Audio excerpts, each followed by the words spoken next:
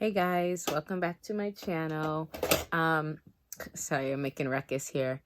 Sorry for all that ruckus, but I'm trying something new. My camera is actually facing the other way because it's my phone and I'm trying to shoot in 4K, but for some reason it doesn't let me shoot in 4K camera facing forward, so I can see kind of what I'm doing. Anyways, say all that to say, welcome back to my channel, guys. Thanks so much for tuning in to this video. Don't mind these little acne patches. As you guys know from my first video, I have been suffering from hormonal acne, like around my chin and stuff, and sometimes it sporadically tries to spread other places. But Jesus is a healer, amen.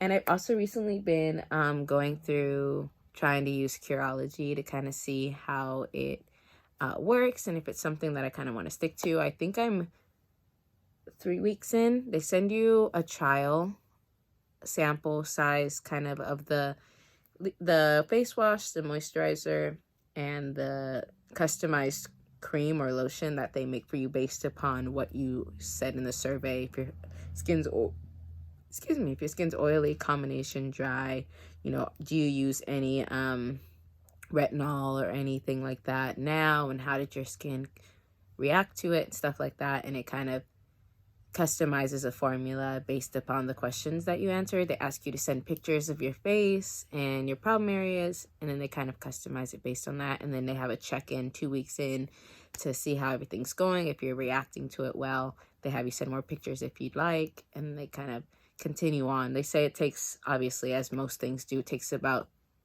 I think it says 6 to 8 weeks for them to really gauge on whether or not it's working for you. At this point, the reason that I decided to try it was because I was kind of like over going through the same habitual thing where my face clears up and then it comes back and it clears up. It's really frustrating. Anyways, so I'm actually shooting this video late Tuesday, but actually earlier in the day than I normally shoot it. So if you see some light coming in and out from behind me, it's because there's actually still daylight when I'm shooting a video for once. So that's what that is. But the reason for this video is actually I wanted to talk to you guys about the importance of tucking away your ends, whether that be in a protective style or if that be in a low manipulation style. Those vary based on you, what you like, how your schedule works, what works for you. It really is contingent on you. Like for me personally, I think my most desired, or my favorite one is twist outs, because they're so easy and they're so quick. And I feel like that is what works for me. So I really enjoy twist outs and twist. But lately I've really been trying to not manipulate my hair so much because of the haircut that I had. But prior to the haircut, my hair was already responding kind of weird, was doing a lot of things that it doesn't normally do. But I noticed it kind of was going through this weird flow of change. And so with that, I wanted to kind of tuck away my hair and kind of keep it put away for a while and kind of see if that kind of helped it. Give me a second. I need to change the setting on my ring light. I forgot that I have it kind of on a cool setting because it was like nighttime and I like to use my ring light sometimes. It's like a night light setting. That, I don't know if that made it worse or better. Let me check. Oh yeah, much better. Okay, sorry guys. So yeah, so I just wanted to come on here and talk to you guys about the importance of kind of keeping your hair tucked away and keeping your hair in a state of protection, so to speak. It's making sure those ends aren't drying out, making sure they're not rubbing against things. That way you're actually maximizing your hair growth and you're retaining the length that you work so hard to get.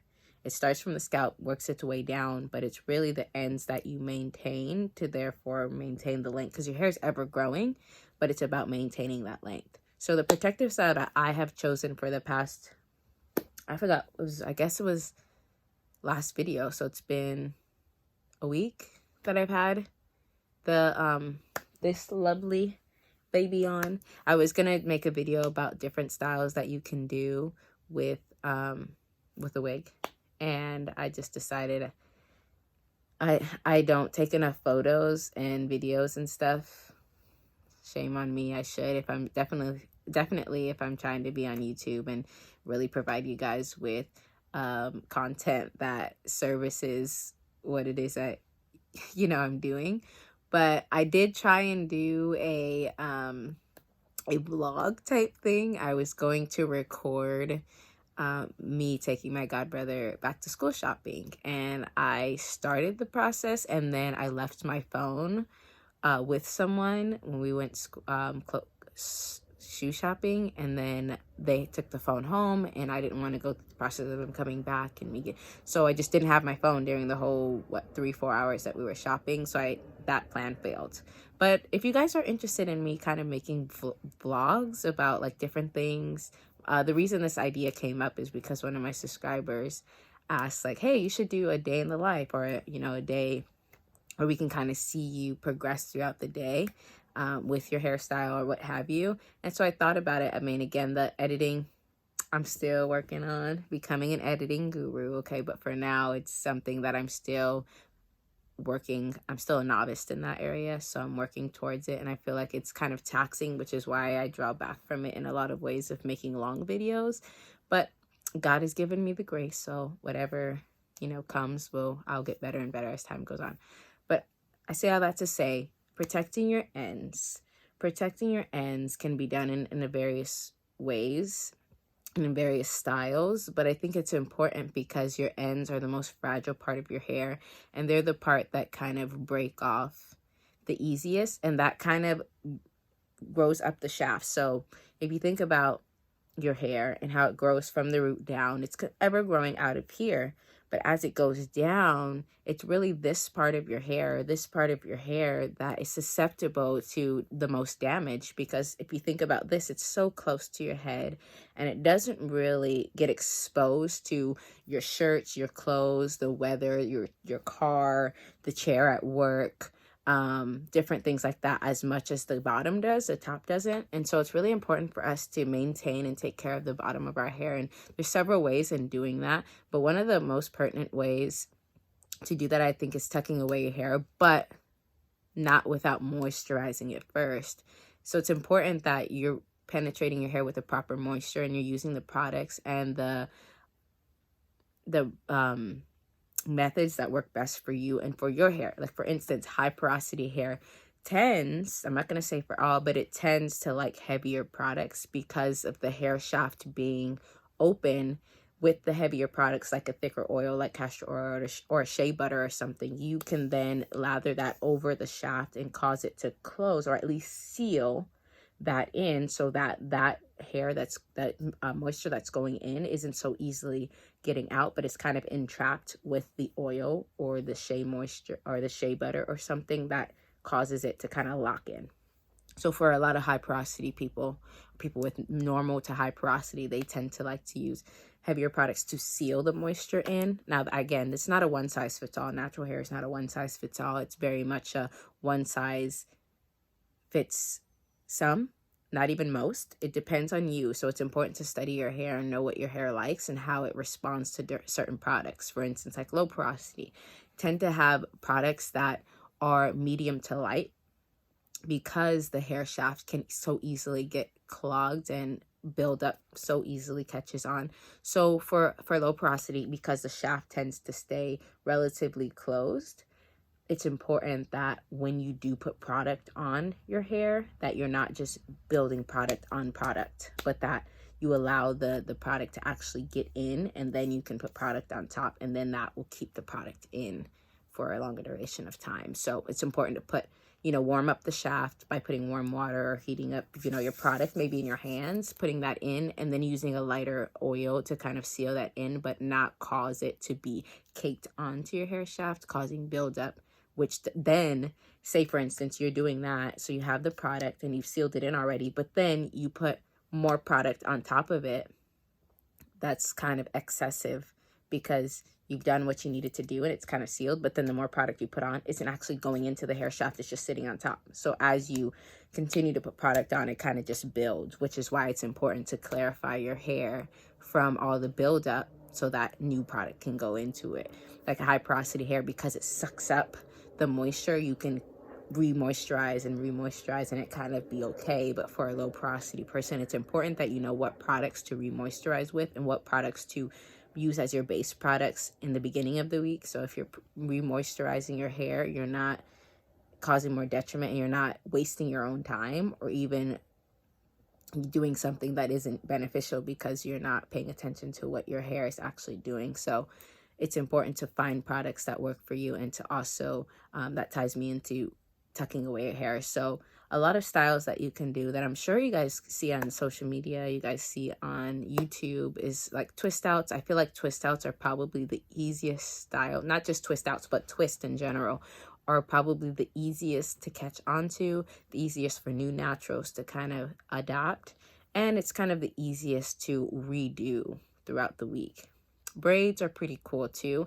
It depends. For me, I'm going to speak for myself, the experience that I've had with braids, I feel like it causes more tension on my hair in the process of doing the braids. Like sometimes I'll have too much tension in the process. I'll have to really detangle. With twist, I have to detangle, but with twist, I can kind of get away with, if it's not 100% fully detangled, I can still twist and not have to worry about it snagging. I feel like with a braid, you have to really make sure it's fully detangled in braid, which is fine. Also, like cornrows and things of that nature, you've got to really make sure that your hair is detangled, and so you can have the neatest look, and also it can last, and that when you take it down, it's not, you know, matting against with each other. So I would say twists are probably a go-to number one for me, braids, and probably a bun. I feel like buns and puffs are really good. Now, the only downside to having buns and puffs is that you're causing tension on your perimeter.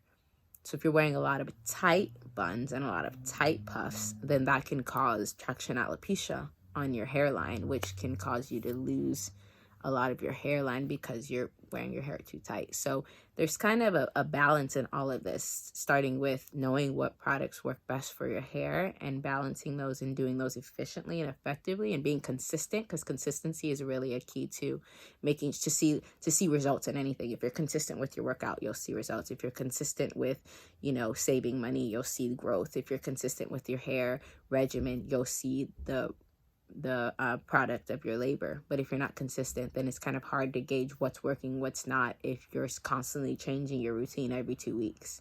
So try to be consistent. See, now obviously you can sometimes see when something is like blatantly not working, because you can feel your hair, you can see your hair. If not working, then cut it, try something else. But if you see something that's working, that's proven to be beneficial, don't just be so quick to change it. Kind of ride that out a bit, and then after your hair has become accustomed to being moisture trained and really susceptible to the products, and you see growth and you see health and you see consistency, then maybe try and incorporate something else that will help make it, that will help kind of, you can interchange products. Sorry, I have roommates and sometimes it gets, you hear a noise in the background.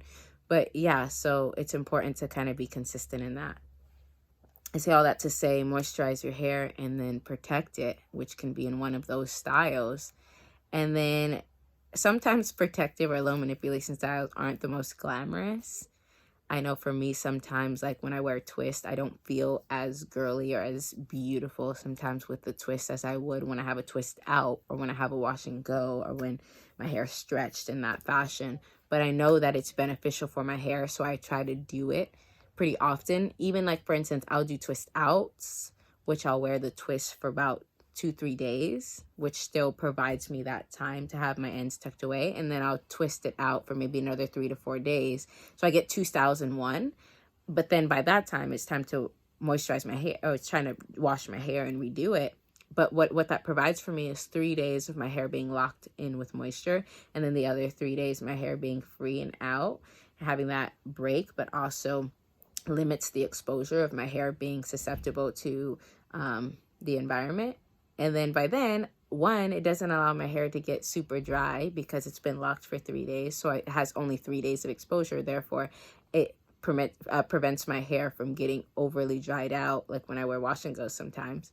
And then two, it gives me 2 styles. And then by the time it's time to wash, my hair isn't dry yet. So I always try to make sure I wash my hair before it feels dry, because then that prevents the dryness, and that prevents all that comes with dryness, which is breakage and tangles and stuff like that, single strand knots. So I try to do it, and it's so sad because my hair be like, ooh, my hair might just start looking good. I could go another 2-3 days, or I can wear a puff. I know it's so tempting, but try not to do it. Try to get to your hair, get to re-moisturizing, washing, restyling before it's dry. Even if you feel like, oh, well, there's no point in re-moisturizing my hair because my hair is not dry. Well, that's the goal, is to prevent damage, to prevent dryness. So try and get to it before it gets dry. Like, for instance, my hair, I actually took out my braids 2 days ago and just re-moisturized with the Mayel Twist Elongating Cream, because I know my hair needs a little bit more moisture. It had been already 5-6 days since I previously moisturized it with leave-in and the oil and the cream. So I was like, well, let me re-moisturize it, because hair is like a plant, and I'm sure it needed something, even though it was locked away. For me, I noticed even when I have protective styles, I still have to go in and try and moisturize my hair in between. Some people just do it and then leave it for a month or whatever. That works for some people. I really have friends and family that they will lock their hair up for a month, 2 months, not touch it, and see phenomenal growth. For me, I feel like my hair is not quite the same, that it gets dry and brittle and defeats the purpose of the protective style. So know your hair. Ultimately, if anything you take away from this is know your hair, so that you know what to do before tucking your ends away, so that you get the maximum results from tucking your hair away. So yeah, I hope this video was helpful. I hope that all the tips that I shared were clear and helpful and concise, and that there's something that you can take away from this video. My goal in all of this is to try to help people with what I've learned and how I've grown in loving my natural hair, helping my natural hair flourish, and just being the very best me that I can be, and using the tools that I've learned to equip myself with to help equip others. So if what I'm doing is helpful, what I'm sharing is helpful, if you find it beneficial, please like, comment, subscribe, and share, the video. And I look forward to seeing you guys soon. I love you. Peace. What is my saying? Love, peace. I even forgot my own saying, y'all.